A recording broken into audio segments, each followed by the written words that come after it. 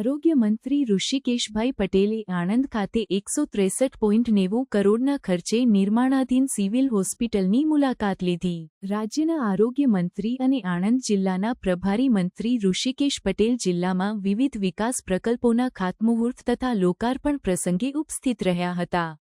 આ પ્રસંગે આણંદની બોરસદ ચોકડી પાસે 163.90 કરોડના ખર્ચે નિર્માણાધીન સિવિલ હોસ્પિટલ અને 50 બેડની આયુર્વેદિક હોસ્પિટલના ચાલી રહેલ કામગીરીનું નિરીક્ષણ કર્યું હતું, જેનું સમય મર્યાદામાં કામ પૂર્ણ કરવા જણાવ્યું હતું।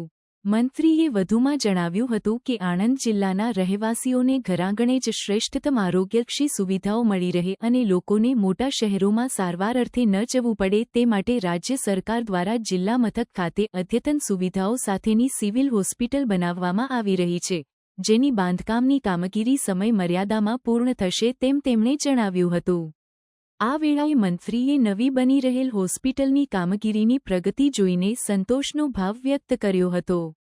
અત્રે ઉલ્લેખનીય છે કે 553 બેડની ક્ષમતાવાળી સિવિલ હોસ્પિટલ કુલ 5 માળનું બાંધકામ કુલ 37,216 ચોરસ મીટરનું બાંધકામ સમયસર પૂર્ણ કરવામાં આવશે।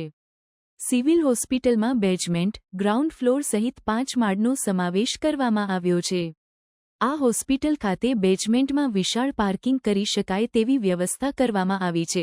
આ ઉપરાંત હોસ્પિટલ ખાતે emergency ward, radiology, orthopaedic, paediatric, gynaec, general OPD, dental, ICCU અને SICU, special room, blood bank, dialysis room, general ward, isolation ward, prisoner ward જેવી સુવિધાઓ ઉપલબ્ધ થશે તેમ સિવિલ સર્જન ડોક્ટર અમર પંડ્યાએ જણાવ્યું હતું।